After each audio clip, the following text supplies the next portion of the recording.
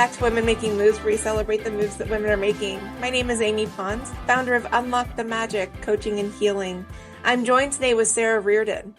Since 2007, Dr. Sara Reardon has been caring for people's pelvic floors as a board-certified pelvic floor physical therapist. She is the founder of the V-Hive, an online pelvic floor workout platform for pregnancy, postpartum, menopause, painful sex, and pelvic floor strengthening. As the Vagina Whisperer on Instagram and TikTok, she has hundreds of thousands of followers. Sara lives in New Orleans, Louisiana, with her husband and two sons.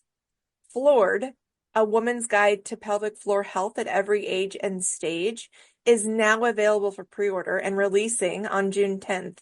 It's her first book. Sara, welcome. Thanks so much for having me, Amy. I first saw you, in 2024 during Power of the Pack for Female Quotient. And I was like, I wanted to talk to you since that day. I was like, yes, that's awesome. Get louder. And I want to start with something that's like, first things first, something that I hear mislabeled every week at least. Vagina, vulva. Tell us the difference, Dr. Sara. Love this. And it's almost like 75% of women don't know the difference between the vagina and vulva. And the vulva is external. So it's the clitoris, the labia, the mons pubis, which is the area kind of where hair grows above the clitoris, the perineal body, which is the area between the anal opening and the vaginal opening. So everything kind of on the outside and on the inside the labia, the opening to the urethra and the vagina. That's the vulva. The vagina itself is a canal that starts at the vulva, kind of the opening, and then leads to the cervix, which is the opening to the uterus. So the vagina is inside, the vulva is on the outside. And I probably should be called the pelvic floor whisperer, but vagina whisperer sounds, I think, a little catchier. It is very much catchier. Let's say the words out loud. And I say that without judgment, to your point about we weren't taught that. It was just like vagina. It's your vagina. Everything's your vagina. And I came to understand this so more in depth. I'd love for you, if you feel called, to listen to a previous Women Making Moves called The Lip Slip. And it's a woman who has created underwear that fits the actual average vulva. She found that on average, women's underwear, the width was much smaller than the average vulva. So that makes a ton of sense. And everybody's vulva is a different size. And can you imagine what's supposed to be what? A lot of women wear them all day, every day. And if it's not comfortable, if it's riding up, I mean, that is constantly on your mind. And so the basics of just, being clothed are a nuisance because of having female genitalia. Yeah. So she did something about it, and she created a whole line of underwear that now the average, it takes it from 1.8 inches to 2.5. And to your point, it just seems like common sense, but also we've gone a long time with just being uncomfortable. Yeah, being uncomfortable, and everything is so archaic in women's health, in pelvic health, in the way that we care for women's bodies. And I think that we are well due for progress and movement in these areas, from everything from the type of underwear we're wearing to how we care for our vulvas and vaginas, even just educating women about their bodies. I think it's just you and myself and so many others are just really trying to do this work so that we can move the needle so women can better understand and take care of themselves. Yeah, I think about this a lot because, oh my gosh, beautifully last week I was going through all the boxes from my childhood that had been in my garage for years. And my husband was like, hey, can you do this? I was like, yes, okay, I'll do this. So I went through them. I had saved, Sara, I had saved the pamphlets. I would love to see those. Circa 1992, 93. I'll scan them in and send them to you. I'll email them to you to show you. But they're fascinating because if I put myself back in like a 5th grade, 6th grade mindset, could I have absorbed the difference between a vulva and a vagina and why it matters? I don't know. But could you have introduced it to me so that I just know, like, these are my parts? Probably. Right.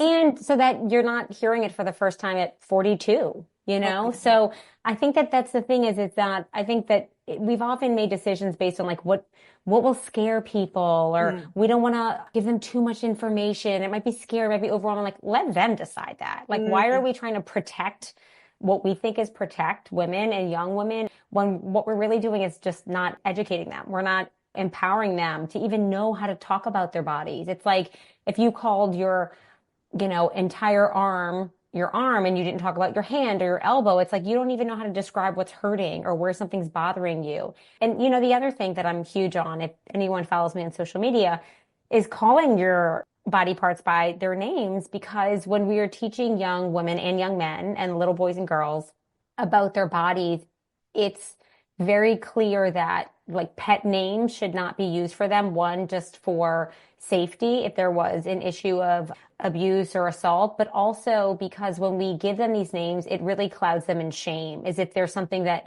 we can't say their real names, that there's something wrong with calling it by their name.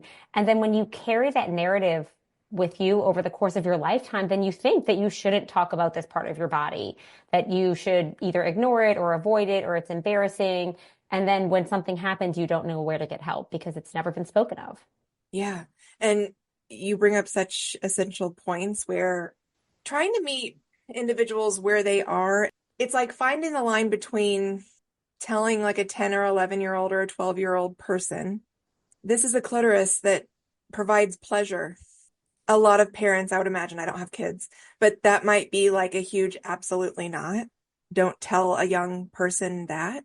Okay, here's where more than one thing can be true at once. Okay, that may not be appropriate for a child. It's interesting. I think the two things is that it doesn't have to be this like one sit down conversation of let's Mm, talk about the birds and the bees in your body. I think what we really need to think about is how do we trickle in age appropriate mm, information yeah, across the entire childhood. yeah. So when they say, why does so and so have a penis and you have a vagina? It's like you answer the question. I was born with this body. This is what this is. And I have a vulva and a vagina. Or my kids, when they were little, they're like, Mom, what's that string hanging out of your butt? And I was like, Yeah. well, mommy has a period every month. And so I use these things called tampons to help soak up the blood because they bleed. And, I bleed. And they're like, does it hurt? I'm like, no, it doesn't hurt at all. It just means that I don't have a baby in my uterus.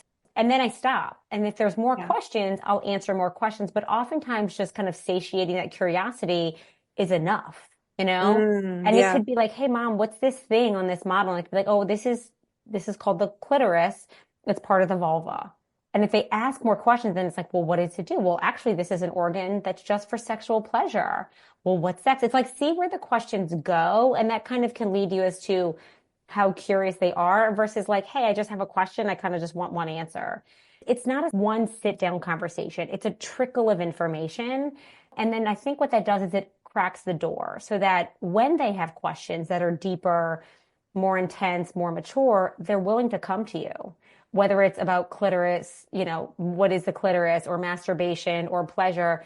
Because if they don't go to you, they're going to go to their friends. They're going to go to YouTube. They're going to go to Yeah. social media. I mean, this is where kids are getting sex literacy now, is Oh, social media and the internet. And so if they're not getting it from you, they're going to get it from somewhere else. The average age of a kid seeing porn is 10 years old. So you so may see, think that yeah, they're too immature, but if they don't hear it from you, they're going to see it somewhere else. And then maybe come to you, maybe not. But if you haven't had any kind of trickle in of information, they're going to be less likely to come. So that's kind of my theory and philosophy, is that it doesn't have to be one sit down. It's really small conversations over time. that's brilliant. I like the element of letting them lead the curiosity. You don't have to introduce anything that's like too much for their age. To your point, like we're talking about vagina and vulva, they might ask like, "Oh, what goes in the vagina?" Well, that's a bigger conversation. Hmm. And you can say sometimes it's like, well, this is where a baby is born out of. If a mommy has a vaginal birth, or if someone has a vaginal birth, this is where tampons go. And then, when you have the conversations about sex, I mean, it's tricky. I have two kids and one of them's kind of in the preteen stage, and it's like time to start having those conversations about sex. I'm like, okay, how in detail do I go? And I'm like, Yeah. I could go too far. Knowing me, I probably will, you know, Well, but again, I'm like, somebody else is going to take it that far, so it might as well come from me. I think it's really mind-blowing that you said the age is 10 the first time they see porn. And if I travel back in time, I remember in junior high at a boy's house and they were like watching bestiality or something and it freaked. I was like, what's happening? What's this? Yeah. And I didn't know how sex worked. Anyway, I think it's so awesome giving the particular child the chance to ask questions again without shame because I think is such a self-reflection of where the parents or the teachers are in their own comfort with it as well. I was taught use condominiums. I'm like, wait, what? And I was like, I don't understand at all what you're saying. And then it was also like, go get your supplies. It was never tampon or pad. So there's always words for it. And so that's Right. why I think that there's a big part of me slingshotting the other way now, me at 43, saying like, listen, I'm not suggesting we tell children how to have sex. So it's like introducing the parts as it makes sense to both their age, but also their innate curiosity and pairing the two. Right. And just being a safe space for them to go with Mm, questions. And it's interesting because, I wrote the book Floored, and it's, for women of all ages and stages. I really start with when a young woman gets her period for the first time, even explaining what that is, how the hormones cycle every month. I mean, when I know this, and even reading the book, I was going so in depth. I'm like, okay, this is when my progesterone's spiking, and this is why I'm bloated, and this is why I'm constipated, and this is why I'm tired. And every month we experience these cycles. We have over 400 cycles in our lifetime. And I'm like, yet I'm learning this now in perimenopause. But I'm like, if we can just educate young women about their bodies, like it can just help them feel more empowered. Be like, oh, maybe I don't want to do the hardest workout today because in this phase of my cycle, or, whatever the case may be, or I'm oh, more fertile during this phase of my cycle. And I wrote it for, it goes all the way through every life stage through menopause. And I'm thinking, depending on the age of women who are reading this, hopefully it's young adult and all adult women. But if we understand our bodies better, then we can help educate the next generation yeah. better. We didn't have that. I'm from Asian descent, and it was like there were no conversations. It was a brochure and like a box of tampons. And it was like, okay, let me know if you have questions. And of course, I didn't feel safe asking questions. And nothing against my parents or my mom. They just didn't know better. Just And didn't so know. I think if we know better, which is what I hope the book provides, then we can do better for the women who come after us. We absolutely are. So fascinating you said that because I was 42 last year when I realized what the phases were. And I stood up a circle called the womb circle where each of us comes each week and say, this is the day cycle I'm on. Here's the phase I'm in. Here's how I'm feeling about myself, my partner, my kids, the world in general. And we start to bear witness to one another and amplify that. It's such a gorgeous space. So bless this work. Oh my gosh. And just being curious and supportive. And if there's something bubbling up in you, that's likely a question you still have about your own body. So it's like, let's try to say those things out loud. So as the vagina whisperer, do you talk to vaginas? Seriously. Like, I like, talk to a lot of people with vaginas. So I'm a physical therapist. I've got a doctorate in physical therapy, and right after graduate school specialized in what was then called women's health is now called pelvic health. And it was really specializing in working with a lot of pregnancy, a lot of postpartum, a lot of aging females, and then soon to learn that every woman at every age and stage can have a pelvic floor issue, which could range from pain with sex, pain with tampon insertion, to constipation or hemorrhoids, to urinary leakage or pelvic organ prolapse when your organs aren't as supported as well with your pelvic floor muscles, to core weakness or vaginal dryness in perimenopause and menopause. So again, at every stage, you can experience a pelvic floor issue. And I think one of the biggest myths is that it's only women who have had babies, or it's only women as they get older, when that's not the case at all. It can be women of any age. And I really loved helping people learn more about their bodies, including myself, and helping them overcome these really embarrassing, often prohibitive symptoms like leakage, like pain with sex, like prolapse, and then helping them have a better quality of life. I think that they had often been struggling for so long before seeing me, and them recognizing that just some simple exercises or stretches or massage could really change their experience was just really so rewarding for them and so rewarding for me. I asked that because like as an energy worker, like I do a lot of work with the womb space and sacral chakra. So like we do talk to her, we name her and like work with her because again, in that energy space, we have so much judgment toward Yeah. ourselves, like from outward, from our lived experience.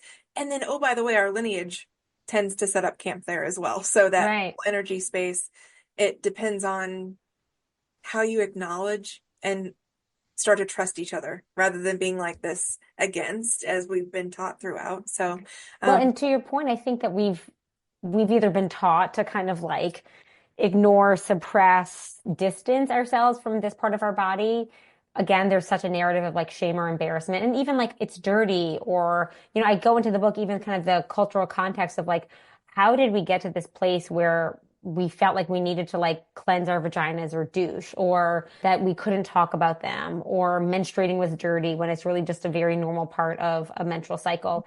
But I think it sounds like you and your community are very much on like a really wonderful, beautiful, progressive side of the spectrum where there's so much acceptance and compassion and empathy for this part of our body and for other people who have these parts of our body. But I would say the majority of people I work with are not in that space. They have suffered for a really long time. They're embarrassed. They didn't even know where to get help. Like their doctors gaslit them and ignored them, and they find us through social media or the internet or other friends. And I think that a lot of the women we see feel much more disconnected from this part of their body. So it's like, hey, talk to it. They're like, talk to what? They're like, or Yeah, they're they're like, like, no, that's, there's no energy down there. I've been putting it off for, decades. yeah, to your point, it's like they're not aware. They're just like, nah.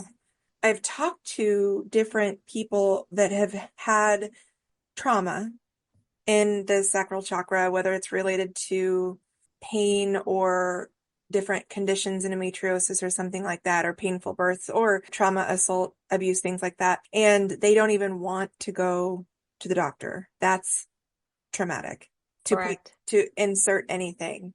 Tampons are actually pretty traumatic, can be. Mammograms are traumatic. So any touch, well, then that's a way bigger conversation about getting the access to their health and what that could be invoking as well. So to your point, you work with the pelvic floor, and a lot of people are like, what's a pelvic floor? So maybe we even start there too. Like, what would you say the pelvic floor? But then as the vagina whisperer, what I'm hearing you say and like what we're reflecting back to one another is that as early as we can, teach the real parts, anatomy, if you will, or biology.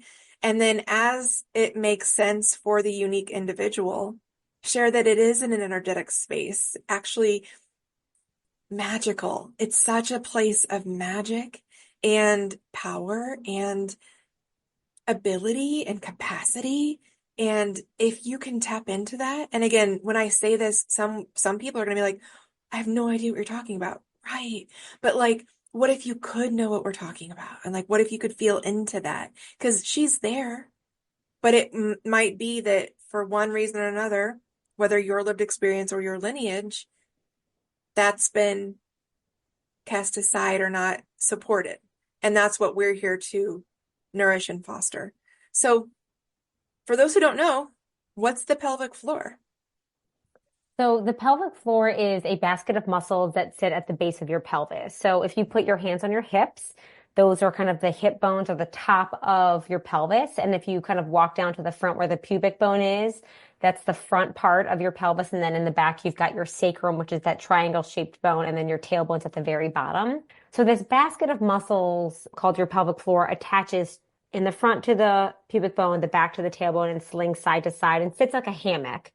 Inside of that hammock of muscles rests your uterus and ovaries, your bladder, which holds urine, your bowels, which hold stool. And so that hammock supports those organs.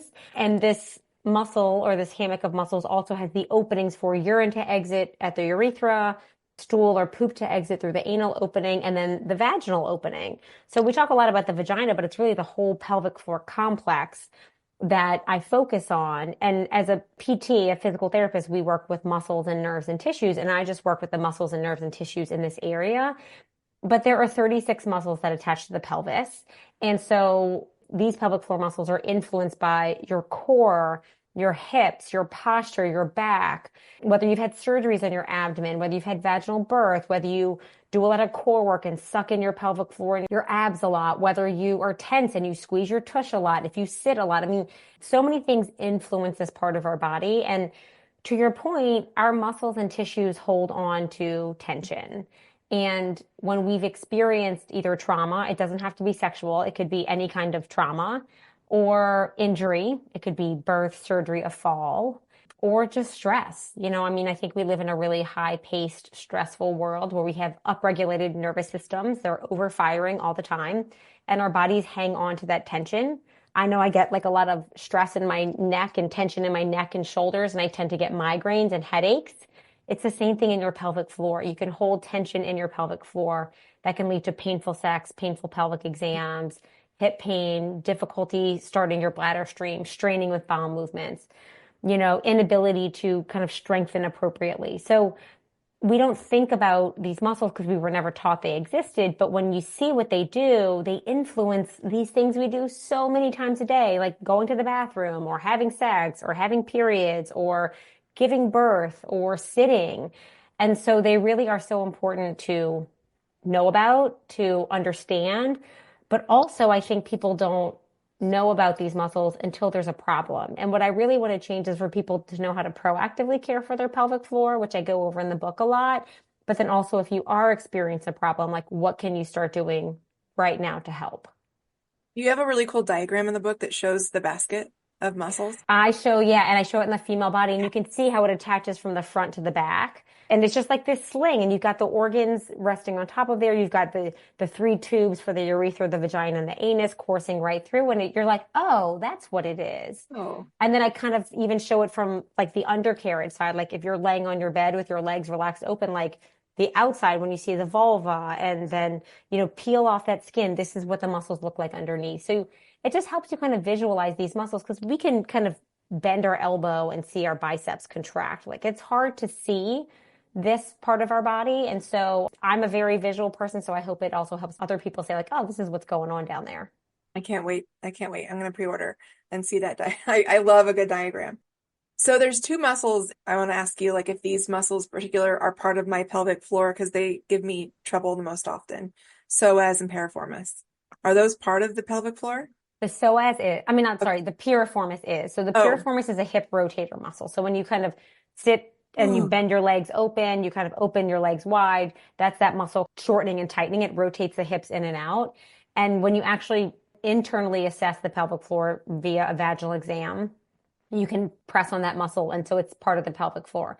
The psoas is a hip flexor. So it actually attaches to your spine and then goes in the front. It's really deep in your abdomen, and then kind of goes in the front and crosses the hip.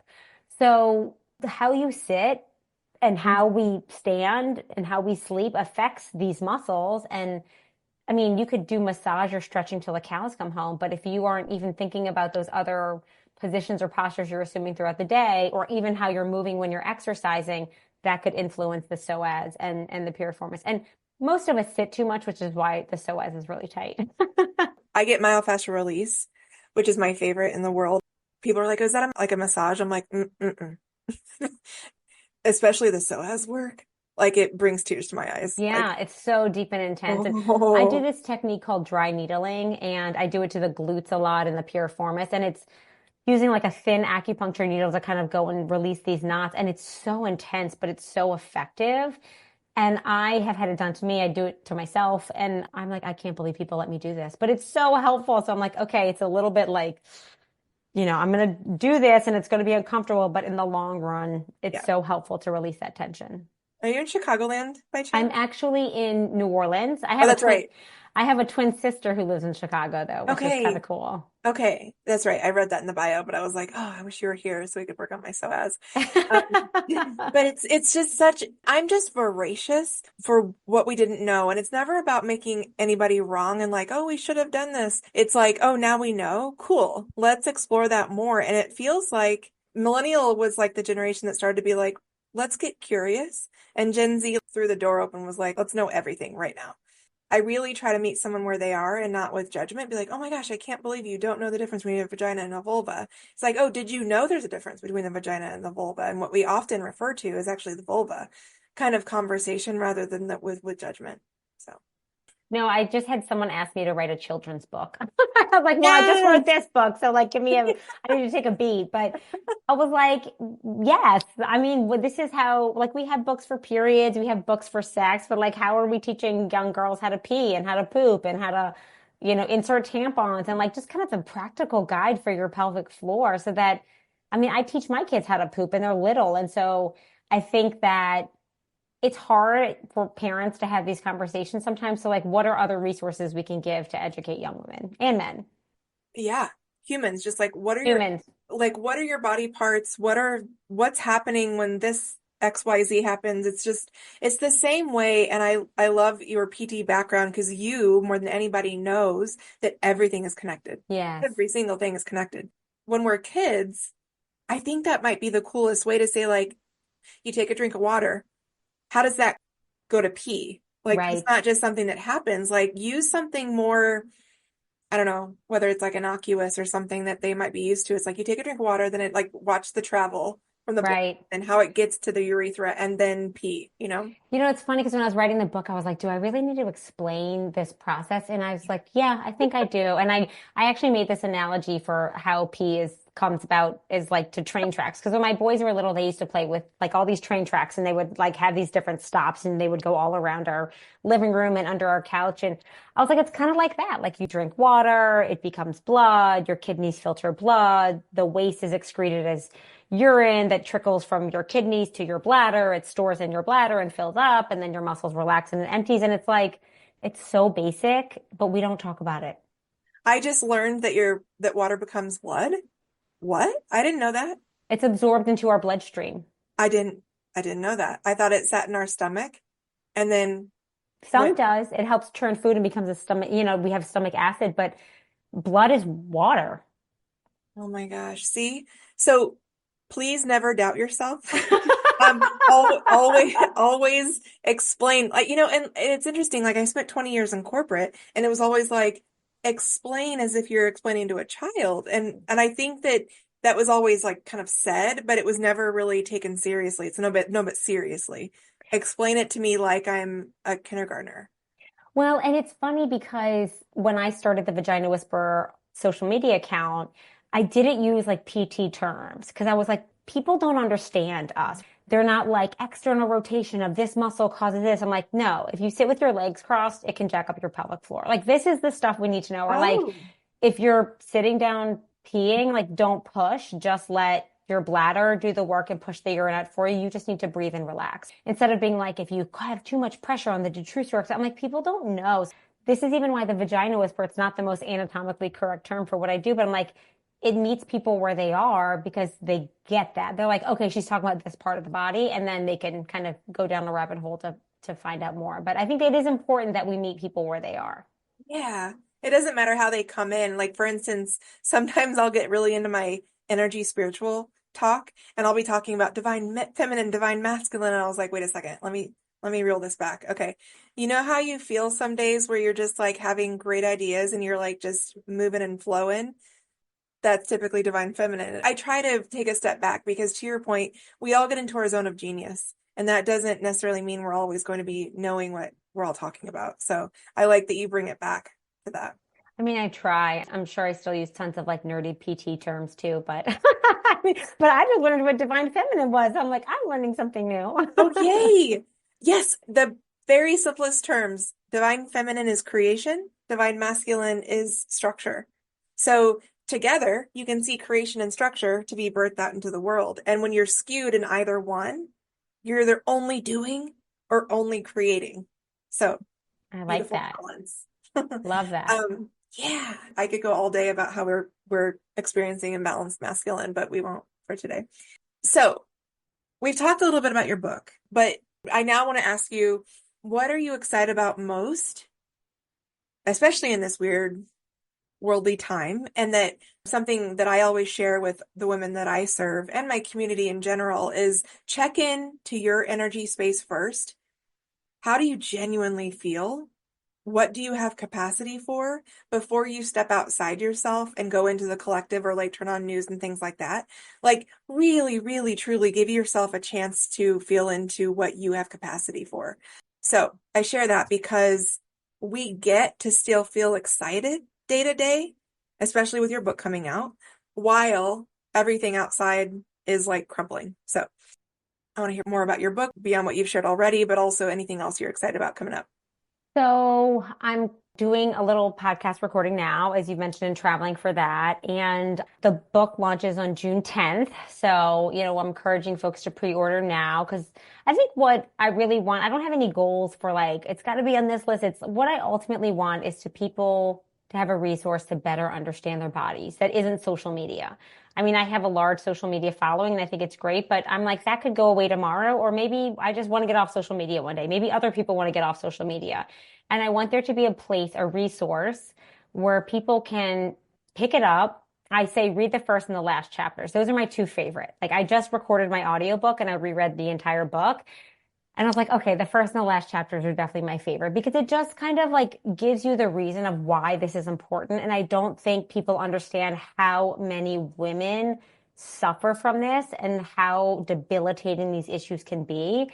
And yes, it may just be like a little leak that we laugh about, but how significant of an impact that can have on your life when you're 50, 60, 70 and you land in a nursing home because you have severe incontinence and nobody can take care of you. So, I mean, it sounds scary, but I'm like, I really think that we deserve better. And we deserve to have a fulfilling life where pelvic floor issues like pain or leakage or prolapse don't hold us back. And I think what I also want is I want us to be able to talk about our bodies in a more kind of normal way. I think for so long, we've normalized pelvic floor problems like pain or leakage because we have vaginas, because we're women, because we're aging, because we've had kids. And I'm like, we need to normalize the conversations. We need to give people tips and tools and advice so that they realize they don't have to live with these problems. There's actually solutions for them. And I also want people to realize the solutions are really simple, like changing the way that you pee, changing the way that you breathe, changing positions during sex, like simple stretches and exercises you can do that really just, it's not that complex. We've just never been taught it. And so I don't want it to feel like on this endless to-do list of things we have, these changes are so small and simple, and they really do make a huge difference in your pelvic floor and your quality of life. I keep finding myself repositioning as you say things. I always, whenever someone is like pelvic floor, I'm like, think of your taint. Yeah, no. Like, and I actually talk about that. There's a whole section on like your taint. And I'm like, why do we call it the taint? I mean, it was so funny to like research these things. I was like, this is fantastic. Because this goes into my piriformis and my psoas issue. If you think of a dog hiding its tail, or what is that? When it like cowers, kind of like tucking its tail under. Tucking its tail. That's what I do, and that's what tightens. Like that's what like actually clenches my floor and causes more problems in my whole back. And so it's the whole caboodle. Yeah, totally. And you're not alone. I mean, one of the things I do when I look at people and their posture in my clinic is I'm like, okay, are they clenching their butt? And you'd be surprised at how many butt clenchers are out there. Sara. Okay, so I'm able to read someone's body, probably similar to you in different ways. I'm always like, depending on my comfort level, I'll be like, unclench your taint. And someone's like, oh, how'd you know I was clenching my taint? I'm like, I can see it. It's such an invitation to not just your body, but your metaphysical, like what's going on in your energy while you're clenching right now. Yeah. I mean, that's the thing. I think as a physical therapist, I very much treat the physical part, but there is a mental, spiritual, psychosocial component to this. And I am not in that lane, so I work a lot with other like body workers or acupuncturists or psychotherapists who can support people in those arenas. And often by the time people come to see us, not everyone, but if there is pain or trauma or just stress, it's like we need to bring those other practitioners in so that there is a more comprehensive approach, which in the evidence is much more effective at supporting them. So I think that that's key. And it's interesting because I'm like, I'm not sure why pelvic floor therapy, actually I am sure as to why pelvic floor therapy isn't integrated better into our medical system. And our medical system's really siloed. Like you see one doctor for your bladder and one doctor for your uterus and one doctor for your GI tract, but your pelvic floor muscles play a role in all of those systems. So nobody's checking them. And I think that we have a medical system that is more focused on damage control than it is on proactive healthcare. And when people have problems, they're like, oh, let's just do a surgery or give a medicine, which can be helpful and play a role.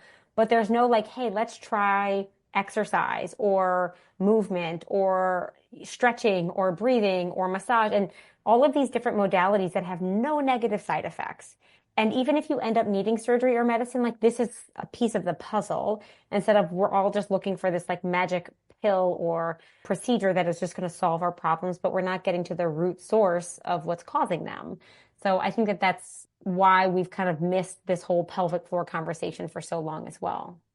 There's more money in it being fragmented, of course. But I love what you brought up because women that I've served from an energetic perspective, and again, I'm not a therapist, I'm a coach, I'm a certified coach and energy healer. Like I can read energy, I can already tell where your body's trying to get to, and your brain's like, no, don't do that.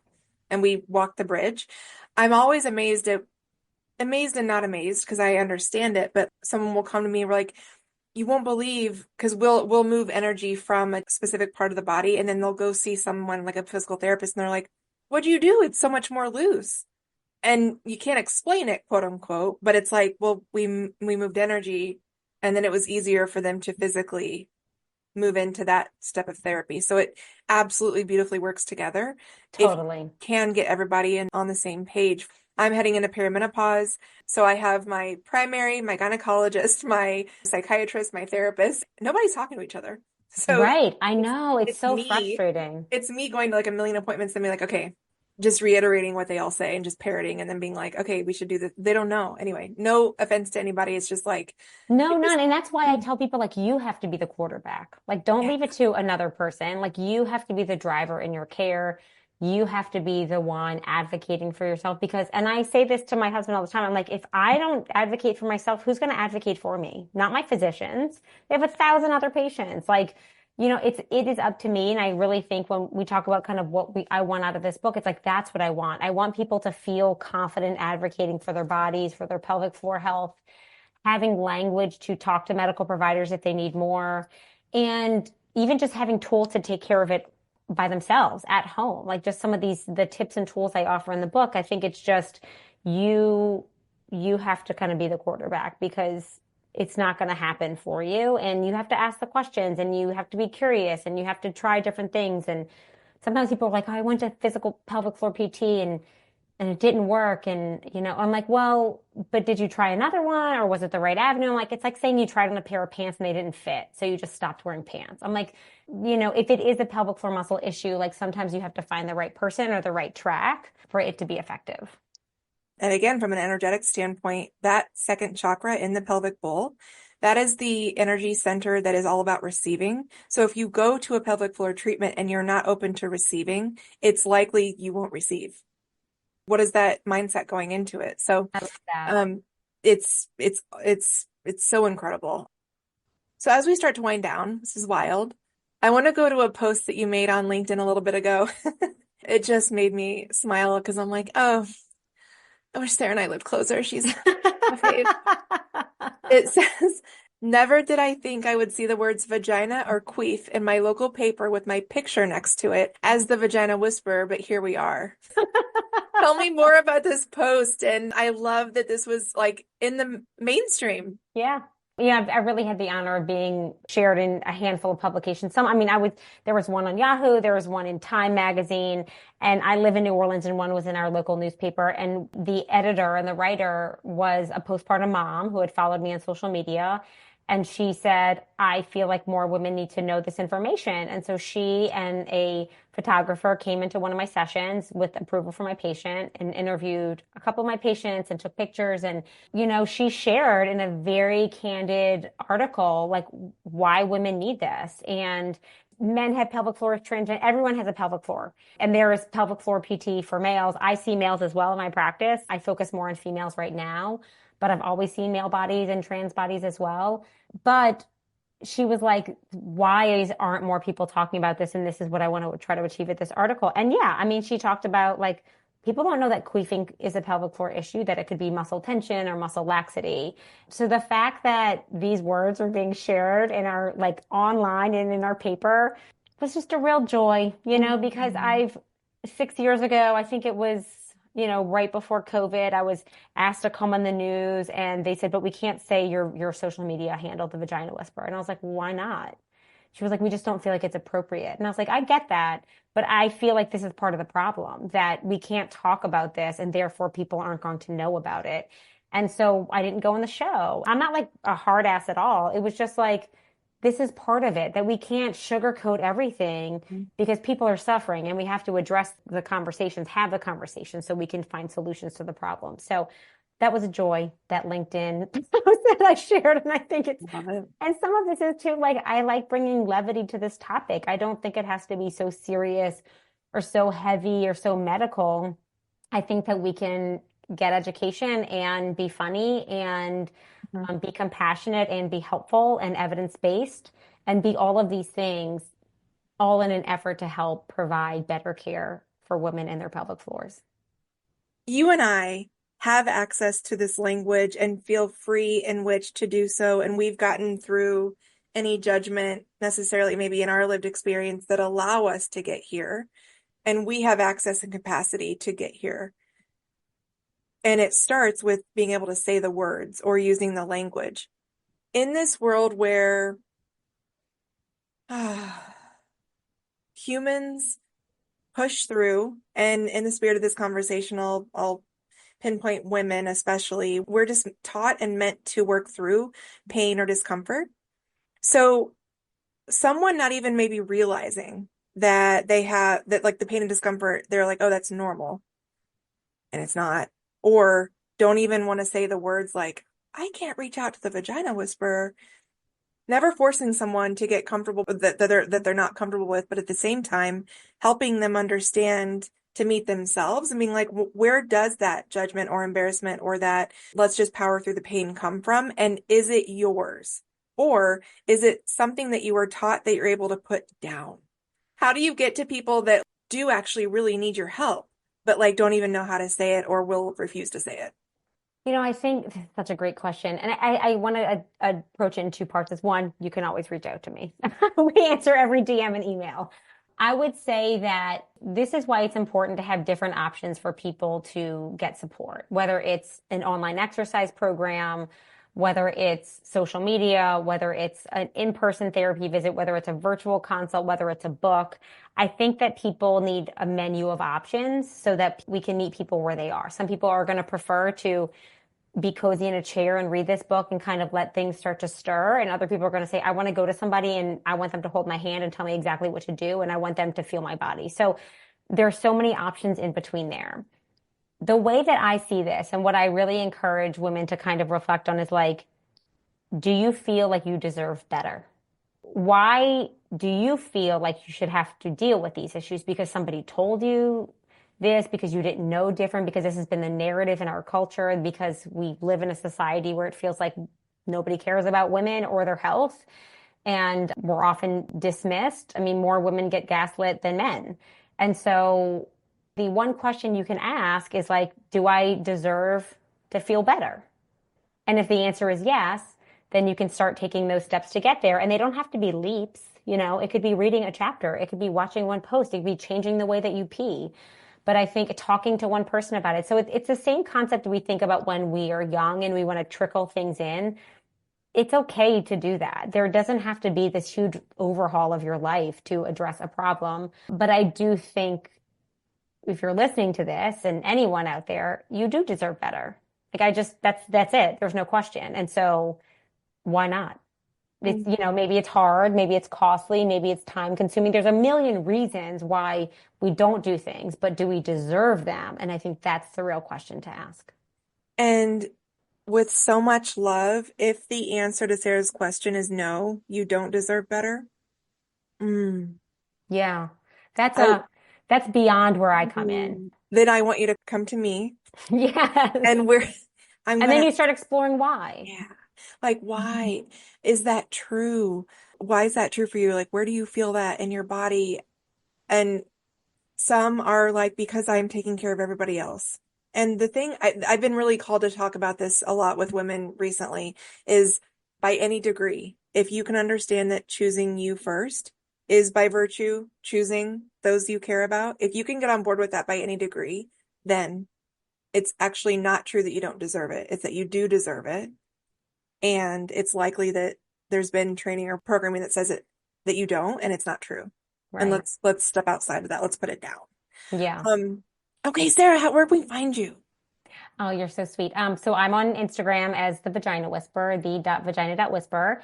and on TikTok as the Vag Whisperer, because TikTok doesn't like the word vagina. And my website, and where you can also pre-order the book, is thevaginawhisperer.com. There's a link on there to pre-order the book.